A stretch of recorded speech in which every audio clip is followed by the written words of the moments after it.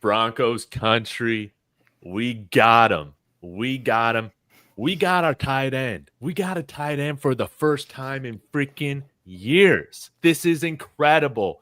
Join the chat. Celebrate with us. Smash that like if Evan Engram makes our Broncos elite. Smash that like if we're going to win the AFC West for the first time in like 10 years. Over 10 years, something like that. Or, man, this is incredible. Incredible. Let's get to the celebration, though. Let's get to instant reactions. We'll start with Mark, and then we can get to Jeremy. Thank you guys so much for joining. So, short notice with this breaking news. This is awesome. Yep, it is, man. It is. I'm excited, dude. I took a little break from work, so if my boss happens to see me live on YouTube, we might have a little bit of a conversation. But updates. I don't know if you guys talked about what the terms were, but Andy in the Discord is talking about it's a 2-year deal, $23 million with 16.5 guaranteed. So I think it's a really, really nice contract. That's it. Actually breaks out to be less than what Juwan Johnson signed for and all that good stuff. So another great value pick, man. I'm pumped. The Broncos got their joker. I'm thinking now, why not go ahead and get Cooper Kupp too, man, and make this the free agency of talent and injuries, and seeing, if we can overcome the injury part and get the super high upside. But it's exciting, man. How you guys feeling? Yeah, I mean, obviously, like, pumped. I mean, you didn't know what was going to happen when you decided to go to the Chargers. He left the building, didn't sign a contract, all that kind of thing. I had a feeling he was probably trying to create a bidding war between us and the Chargers, and like, maybe he's just doing his due diligence as a veteran. I want to check these two organizations out. They're kind of both on the rise. I want to get it myself in the building. And another, feather in the hat of George Payton getting it done. And it also tells you, like, he must have liked what he saw when he's coming into Denver, spending all day with us. It's like you went out on two different dates, and he chose, we got the rose at the end of the thing. You know what I mean? He's like, I want to be a Denver Bronco. And so, I mean, this offseason, we have gotten meaner. We have gotten way more, just more experience, and guys that have done it and are hungry. And that's the most exciting thing for me. Mm-hmm. Isn't it beautiful? Isn't it beautiful that we got an elite receiving tight end like Evan Engram, choosing Bo Nix over Justin Herbert, choosing Denver over LA? I mean, isn't that just a beautiful thing? And like you said, Mark, for only $23 million for 2 years, that's what? Just a little bit more, again, than what Mike Gesicki got, right? Something like that. Like 11.75 a year, something like that. Incredible. And yeah, I love what we've done in free agency so far. Of course, with the defense, we've talked about that. We signed Trent Sherfield yesterday, who should help special teams. And guys, I forgot this. Little Jordan Humphrey is an unrestricted free agent. Will he even come back? Who knows? We'll see how it all goes. But then we also re-signed Justin Strnad. I hope he's not competing for a starting position like Mike Kliss might have said on Twitter. I was like, what? They promised me an opportunity to compete. I don't know how I feel about that. To me, he's going to be a special team starter per usual and like a fourth inside linebacker. But we fully guaranteed that contract, which I found interesting. So I think that he's probably close to being a lock for the roster. But absolutely love it. I'm curious. Maybe we can start with you, Jeremy, and then Mark, if you got any other thoughts. But Jeremy, how does Evan Engram impact this offense? Why is it so important to have a tight end by the likes of Evan Engram for the development of this offense? Yeah, I mean, look, a lot of the season last year was Courtland Sutton on third down no matter what. And it felt, you know what I mean? And Vele came on as the year went on. Franklin started to really come on like at the very, very tail end. And so I'm very excited about what those guys are going to look like with the full off season and in their second year. But man, just having that reliable veteran guy who is a threat to not only move the chains, but make a big play at any point. And the way Bo Nix used Terrence Ferguson at Oregon, he loves those big targets. And it's another guy and another weapon for Bo.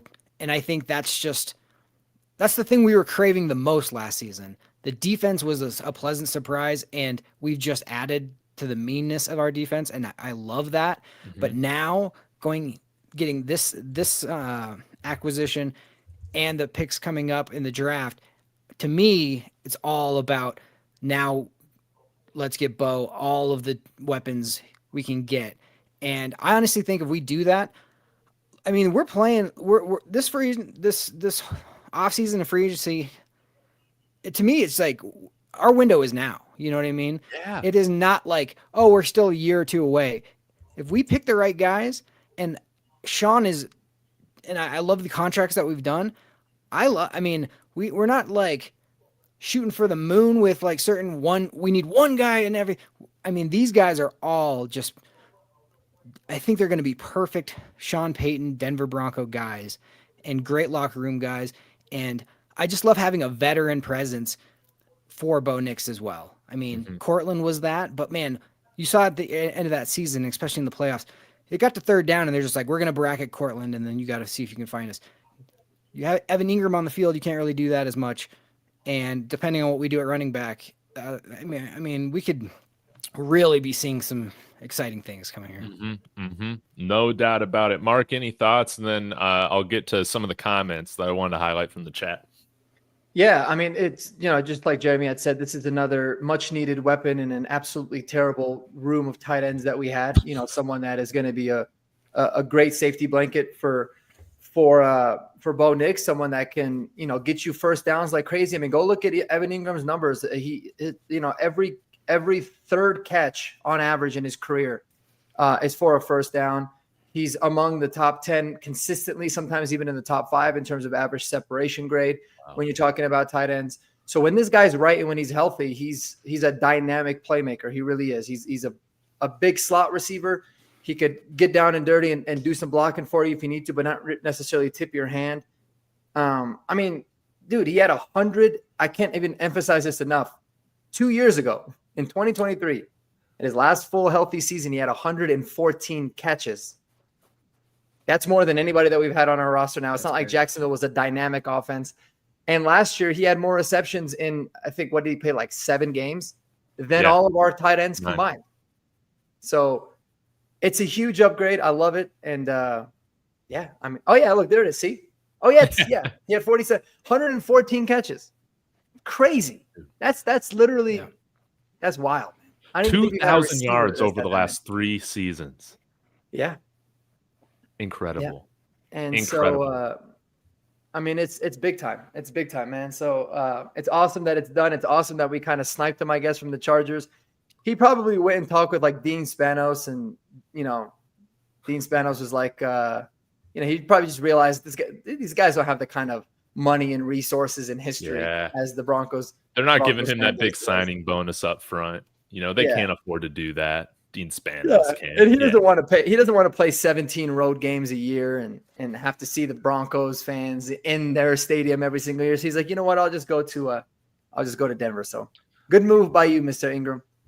Man, I love it. Yeah, let me get to a few comments here.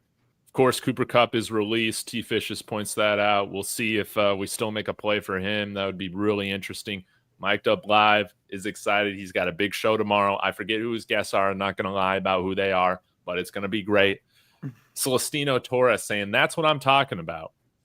1 second, guys. That's what I'm talking about. Our defense is going to be unstoppable.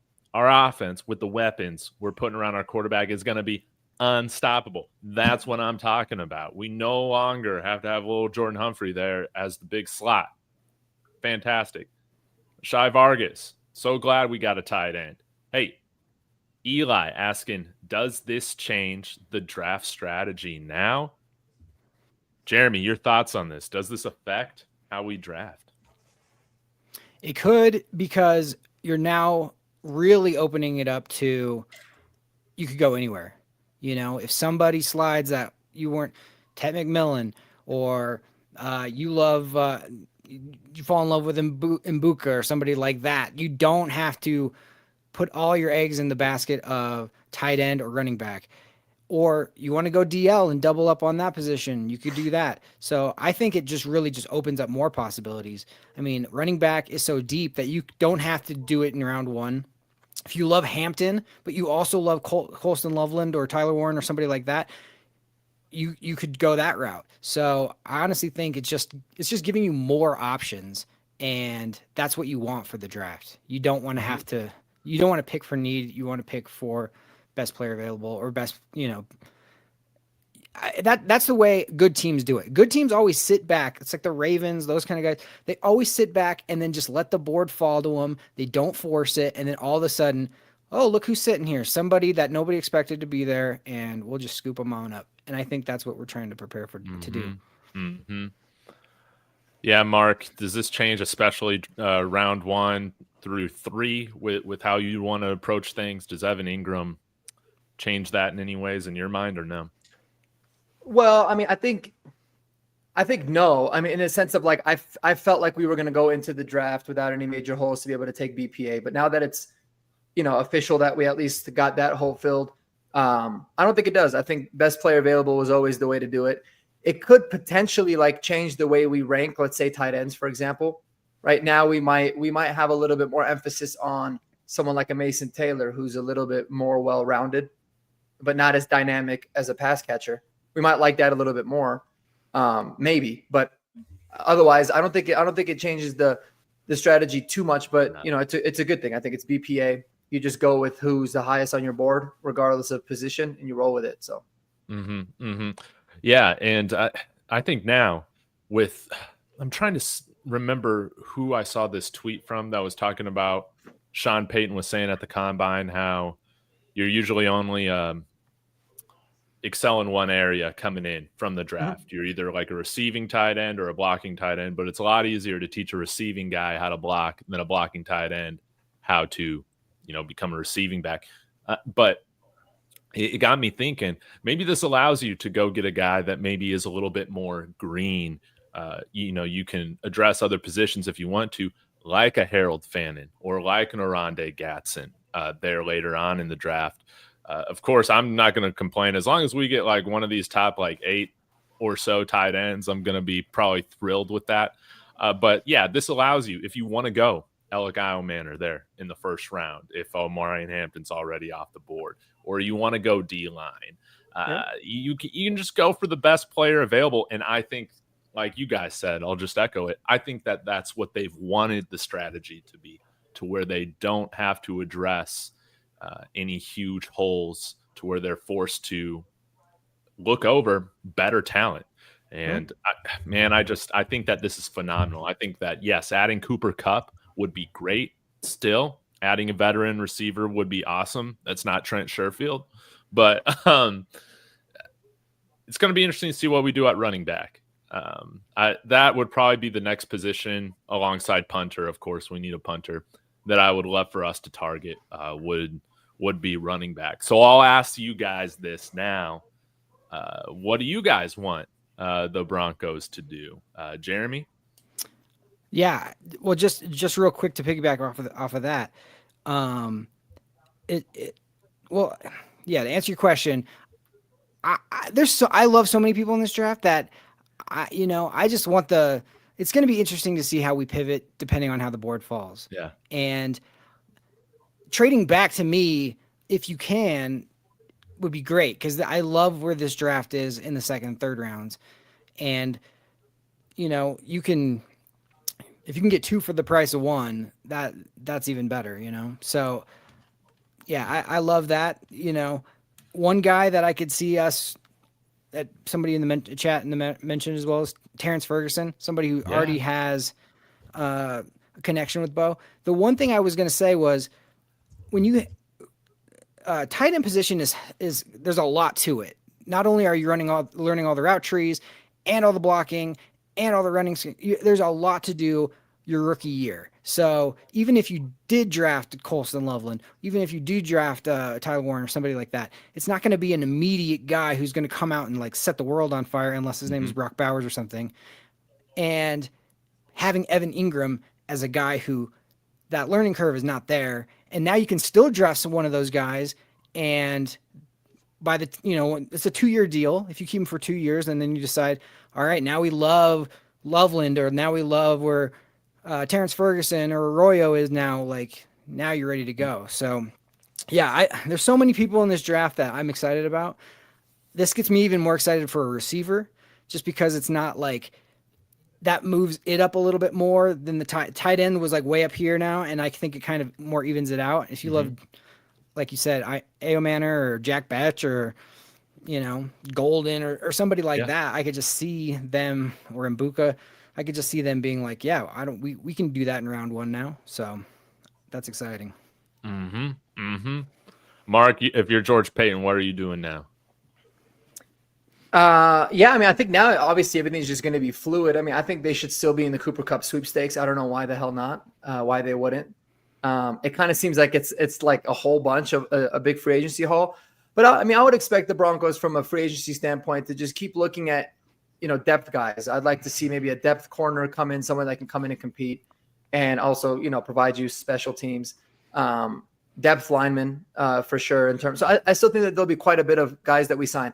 I don't see a scenario where we won't sign a running back. It's just a matter of who, right? Because the pickings are getting kind of slim. So I would be fine with Rico Dowdle. I really wanted Ty Johnson, but he got picked up yesterday. But J.K. Dobbins is starting to make a little bit more sense now, just given the fact that, like, this guy's got injuries. We've obviously proven that we can sign guys with injuries, but he can at least come in and compete. But I think that position particularly is going to be taken care of and addressed mainly in the draft. But yeah, real quick, and then I'll get your thoughts on this, David, as well. It's kind of interesting because I'd seen that Diana Rossini just tweeted about the Broncos quarterback coach, Davis Webb, was actually teammates with Evan Engram. He was his quarterback. And so there's kind of that connection there. He says he has, plenty of knowledge, one of the smarter players that he's played with. So for what it's worth, Davis Webb is Let's go. He's awesome for doing that. But David, what do you think, man? I mean, do you got any ideas of maybe what George Payton's going to do or what you want to see him do for the rest of this free agency period? Yeah, I guess it depends. Shai Vargas asking this, how much money we still got in the cap? We'll see what Evan Ingram's cap hit ends up being. But maybe before any cuts or extensions, because we're not going to restructure anybody, I don't think. It doesn't really make sense for us to do that. But what we probably got between $10 and $15 million to spend before, like, we factor in maybe $3 million for the draft picks, different things like that. So, yeah, we could make a couple more signings. And again, if they're multi-year deals, like if Cooper Kupp is a 2-year deal, you can get that thing, that cap hit really low for this year. 1-year contract for running back like J.K. Dobbins, I'm totally great with that. It's just important for me, like what we've talked about with the tight end. Now you don't put the pressure on a rookie to have to come in there and just be that alpha tight end there from day one. Allow them to have a proper ramp up period, all of that. It's possible that they can be that guy from day one, but you don't want to have to put that extra pressure on them because of how unlikely it is. That's kind of how I feel about running back too. Sean Payton, he doesn't play a ton of rookies. Now, he did play Alvin Kamara quite a bit his rookie year, but it kind of seems to be a little bit of an exception. Now, I think that this year the class has that type of exceptional talent to where they will get on the field. But again, you don't want to have to force it. You want it to be natural for them to be ready to be in the case of like Omari and Hampton, he could be a 3-down back, right? But you don't want to have to force it on him before he's totally ready. So I would like to go out and get a veteran running back on a cheap deal. I would still be down with Rico Dowdle on a multi-year deal just because he's got plenty of tread left. And again, I still don't think signing Rico Dowdle inhibits you from drafting 2 running backs in the draft if you still want to go that route. 100%. Yeah, like we've talked about this all the time, like Audric Estime and Jaleel McLaughlin. They need to be coming in fighting for roster spots. They should not be guaranteed roster spots coming into this year. So, continue to raise the floor of the room. Cooper Kupp, man, I think it's going to be interesting. Cameron Parker pointed this out in our Discord, which, guys, join the Discord. It's so much fun. 30-day free trial, cup of coffee a month after that, pretty much, and it's a lot of fun. So links in the description. But he was pointing out how Cooper Kupp's wide receiver coach at Eastern Washington is now with the Cowboys, and so maybe the Cowboys are an actual player in this. But again, we got the richest owners of football. We can probably give him a bigger signing bonus, and we know how Jerry Jones is with paying players. Aside from a few of his favorites, I think we can outbid Jerry Jones for Cooper Kupp. And I think we can structure a better deal to where he's getting more money up front than what you'd get from Jerry Jones. But we'll see what other contenders or teams that are trying to become contenders like our Denver Broncos end up doing with him. But I think he would be tremendous, man, especially with just helping the development of our younger wide receivers as well. I think it's a no-brainer. Yep. No doubt about it. And to answer the question about the cap, I was just doing a couple things in Spot Track. This is obviously not by any means official because I'm guessing on some of the signing bonus, but roughly about $18 or $19 million in cap space is what we have remaining. And then you got to factor in about 10 of that, I think, is for the draft. And you can easily free up an additional 20 to 25 million if you needed to. I don't know if they will, but cap's not a problem. We definitely have some more room to spend. That's wonderful. That is wonderful. Jeremy? I was real quick. I got to run to pick up my daughter from school, but yeah, I just want to say, get in that Discord because Mark's the one that broke the news to me. I happened to be just checking the Discord, and all of a sudden I just hear see Mark's yes Engram, and I was like, what? And then I checked it, and I was like, oh my gosh. And they're having a competition to see who could break news faster in the Discord. So I'm 1 in 110 against Andy, and the one I broke was the Evan Engram news. I couldn't believe it. I made it a life mission to beat Andy in the Discord chat. That's because you kept it to one word. I did. I just said yes. Screw you guys. I had it first. But anyways, I got to run. But yeah, dude, it's exciting. I just want my last thought is drafting Bo Nix, having Sean Payton, seeing what those guys, having those guys as your anchors of the team. Look at what free agency like it's who it's attracting. This would not be happening a year ago without having those pieces in place. People see the vision, people see the trajectory that we're headed, and that's the most exciting thing is like Broncos are back, baby, you know? Yeah. It's like when we got Peyton Manning, now all of a sudden the free agents are like, oh, we're interested, you know, more than it's like whoever we want, we have like a really good shot at because of that. And that's how it feels like. It seems like this time the guys that we've gone after, we've signed, and that's a great change from the previous years, you know? So I love it. All right. Well, I'll see you guys. Jeremy. Yeah. I'll see you guys later. All right. Appreciate it. Take it easy, man. See ya. Mark, I found this really funny. I was looking at ESPN. They had an article yesterday about like so far the free agency winners and losers, multiple articles actually.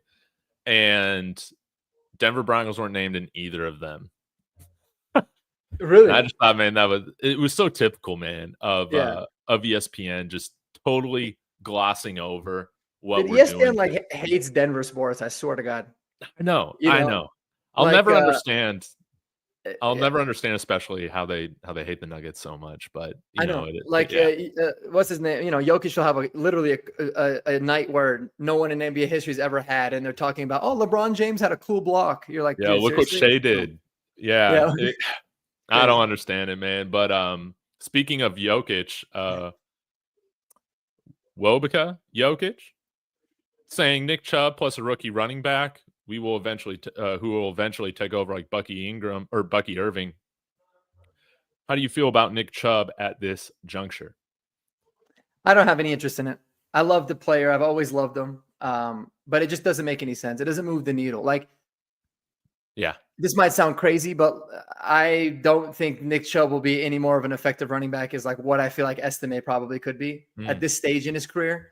But you're talking about a 29-year-old guy who he had a degenerative knee injury coming into the NFL, which is why he fell to the second round.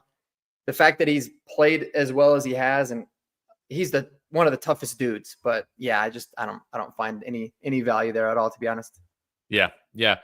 There are a few guys that I would prefer over him that I think would provide a little bit more juice. And again, Nick Chubb's injury prone, same with J.K. Dobbins. But if I could have my pick for one of them for 8 games next year, it would probably be J.K. Dobbins. It's just how I feel about it. But yeah, let's see if we can get a deal with Rico Dowdle done. I was kind of surprised to see Dallas just go ahead and sign Javonte Williams. Because, I mean, Rico Dowdle, he ran for more yards last year than Najee Harris did. I'm surprised that they're just kind of letting him walk out the door. I wouldn't imagine he's asking for a ginormous payday. No, it's weird. I mean, he's just a really underrated back. He really is. And I don't know if it has just, I mean, he's got something. He was like a meme for a while. Maybe it's just because his name is Rico Dowdle. I don't know. People were kind of hating on him, but he was pretty decent, man. He was pretty decent last year. So I'd be all about it. Now, let's talk a little bit more about Cooper Kupp. Brian Danny is saying Amari Cooper Kupp. Wouldn't that be great if we could just combine both players? That would be great. But what would you foresee like a contract for Cooper Kupp looking like? I kind of compared it a little bit to what Chris Godwin got, but I obviously lessened it. And I think I'd written it down somewhere earlier. But I mean, I would guess the contract would probably be a 3-year deal in the 15 to 16 million a year range. That would just be my guess. Okay. Kind of fitting right in that middle tier. At least that's what I would, if we were going to sign him, that's what I'd like to see it at. But it could be really incentive laden type of a deal too. But that would be my guess. Do you have any thoughts on that at all? Yeah, I was kind of thinking around the $15 million range or so.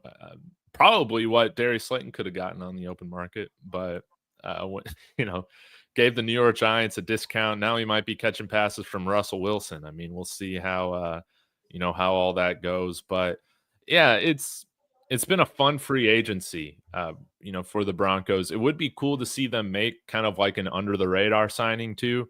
Of course, the special team signings are always going to be that, but I'm talking more of a role player guy. Like Malcolm Roche was a huge under the radar signing for us last year, coming over from the Saints.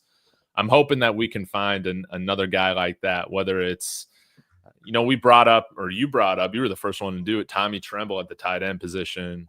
Do you think we sign another tight end, or are there any guys that you can think of that might kind of fit the mold of being an under the radar signing that could benefit us this year? I tried to think about it. I mean, one that came to mind was like bringing in Devin Bush as a flyer and just adding another linebacker to that room. Why not? He's probably could be pretty cheap.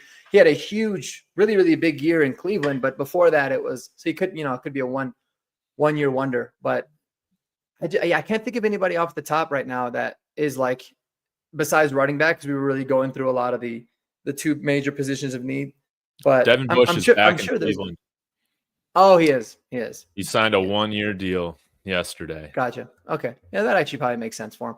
And I do, now that you say that, I remember seeing something like that, but there's been so many moves, man. We can't even keep our eye on, but no, not anyone I could think of, but yeah, I'm sure there's going to be quite a bit more under the radar type of moves that come up for sure. And, man, these things change a lot. Like there's going to be a lot of guys that we didn't know would be available that will be, that end up getting cut because maybe a team gets a guy they were targeting in free agency, and it happens a lot after the draft too.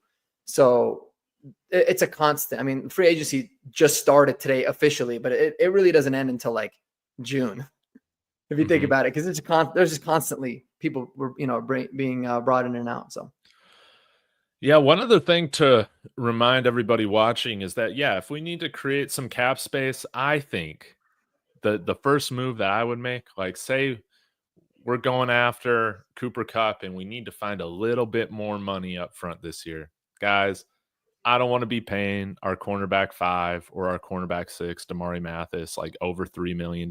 You cut him, you instantly get $3 million back on the cap this year. In addition to, what Mark pointed out on the cap space that we have, that adds $3 more million. Again, we're not even factoring in a Zach Allen or Nick Bonito contract extension or Cortland Sutton. Remember what the Chiefs did yesterday. They, with their signings, they needed to get cap compliant. And so then they did those restructures with Mahomes and Chris Jones. So there's a lot that we can still do to bring in a guy like Cooper Kupp. And again, we got $30 million of dead money that won't be on the cap next year. because of Russell Wilson. So you can kind of afford to kind of push a little bit more of that money to next year if you need to. Now, I did want to ask you, man, Broncos country, they're kind of picking sides right now. I find this really interesting. Are you on team keep Alex Singleton or team don't keep Alex Singleton? I think we should certainly keep Alex Singleton, but we have to do something with that contract.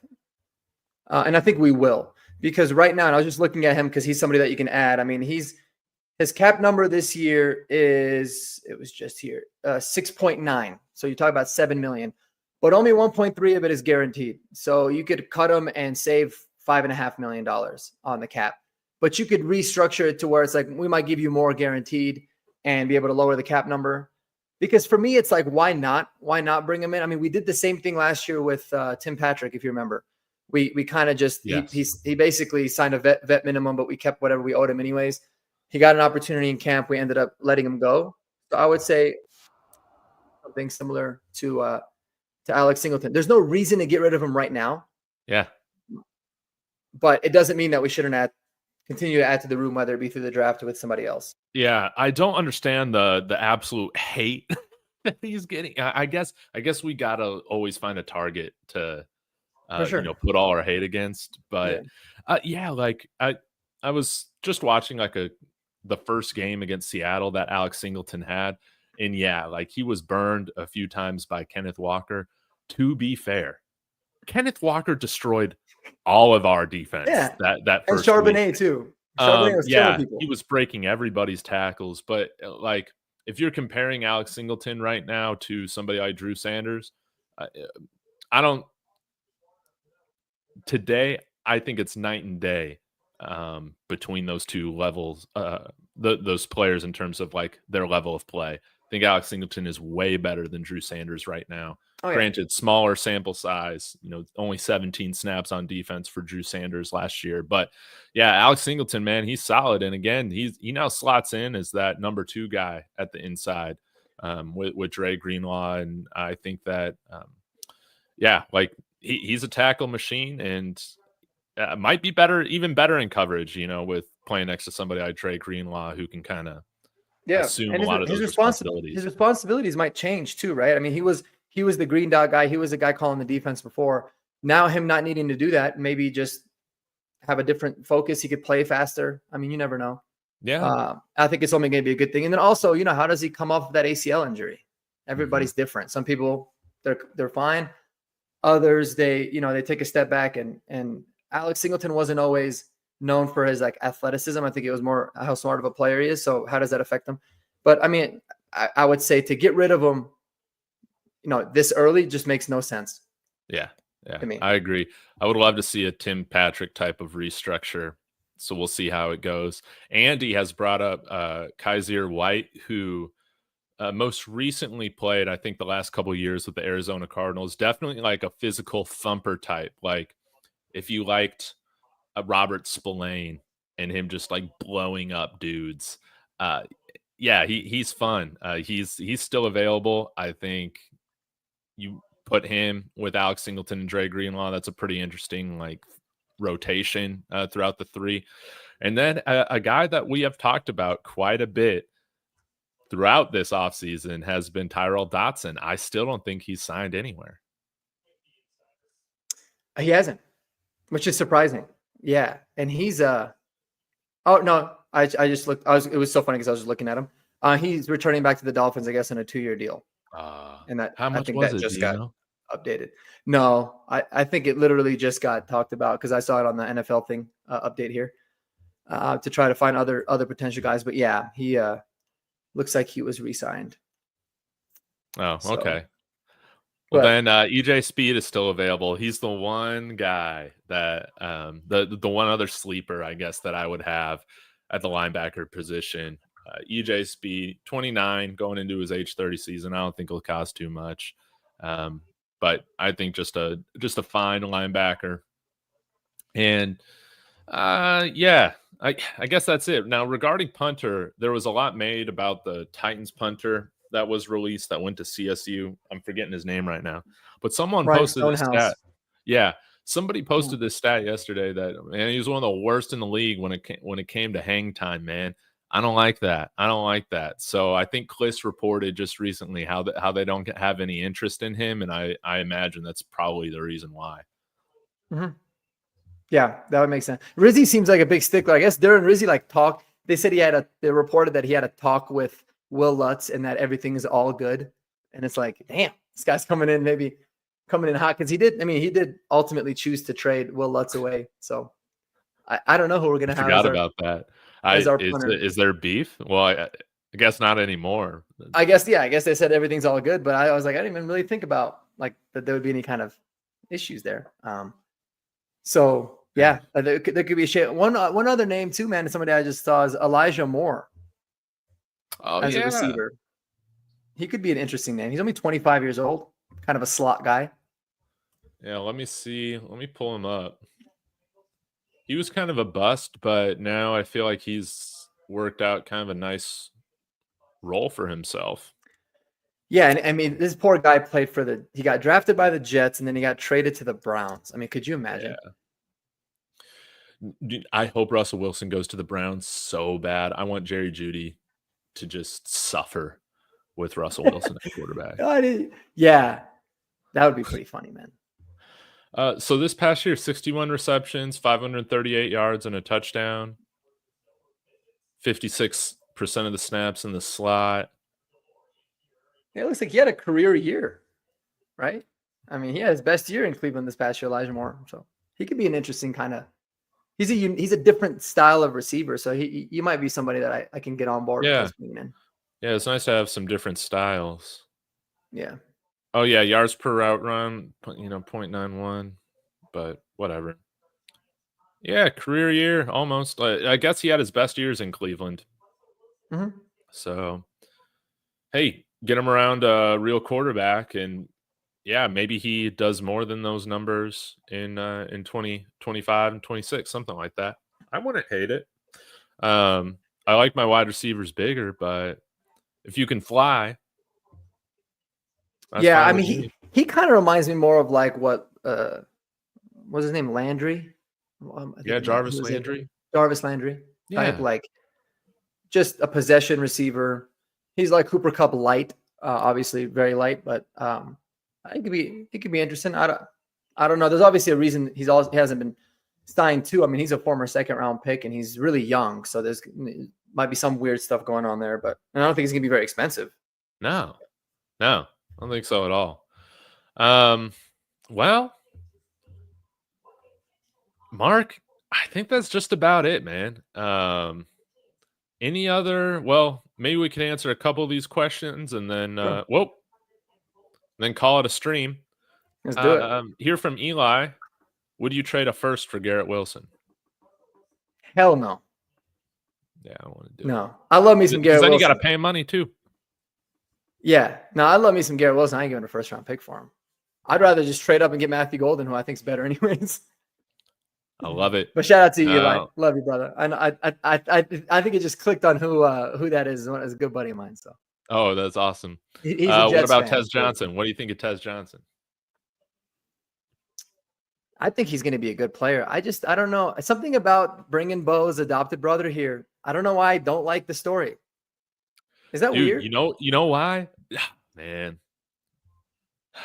I don't like it either, man, because I think it's a distraction.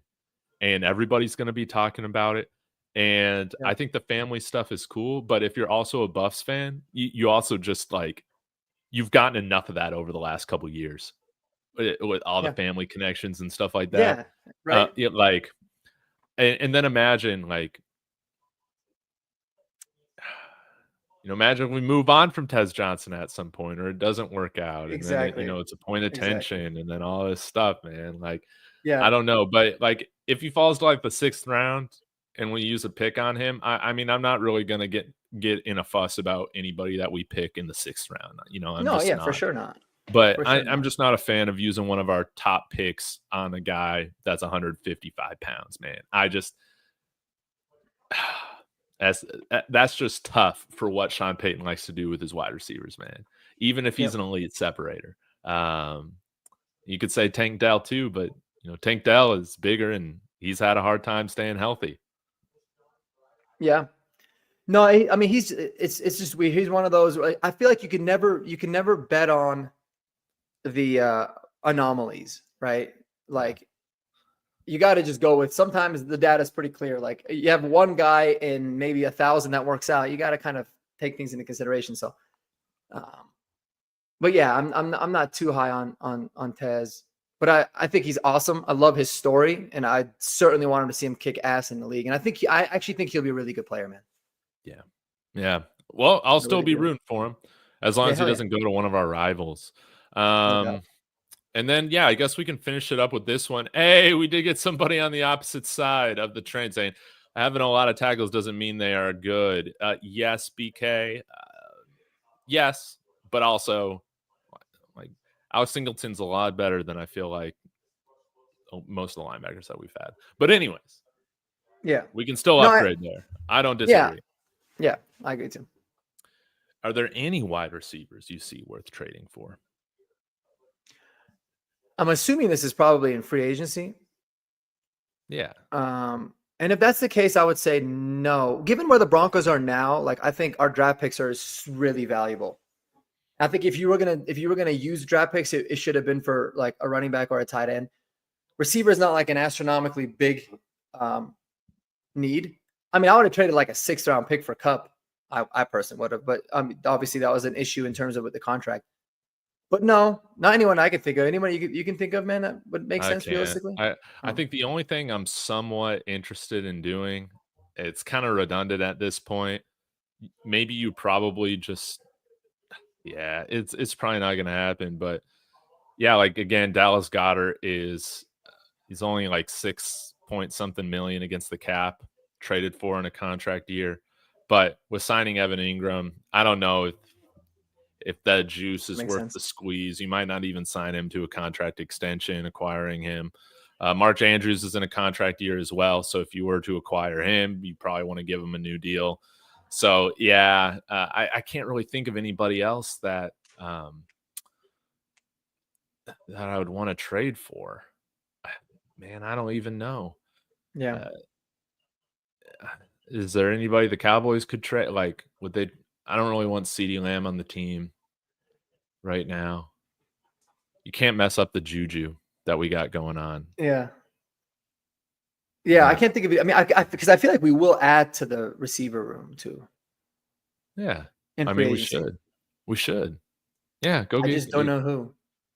Yeah, go get Cooper Kupp. Keenan Allen's probably cheaper than Cooper Kupp, I would imagine. If that's on like a decent deal, I'd be down for it for like a year. Who else?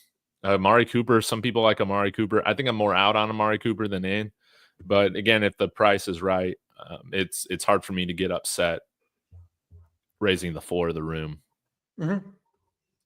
Yeah, so. No doubt. It's just it's a tough room, man. It's kind of like it's confusing because it's like you feel like you can upgrade everywhere, but you also don't want to hinder development of the young guys. And it's like, so what can you do? Like going back to the Garrett Wilson thing, if somebody said, would you trade a pick and Sutton potentially for Wilson? Yeah. That would make more sense for me because it's like, okay, are you upgrading a wide receiver 1? But in order to allocate that much money to 2 receivers, it wouldn't make sense. So it's all I don't know. It's an interesting conversation to have. It definitely is. Well, Mark, I got to get running, but I really appreciate you hopping on here with me so short notice. Y'all in the chat that are watching the replay or whatever, go and subscribe to Marky Sports. Link is in the description to his channel. Kodiak's is in there as well. Go show them some love. They do a great job.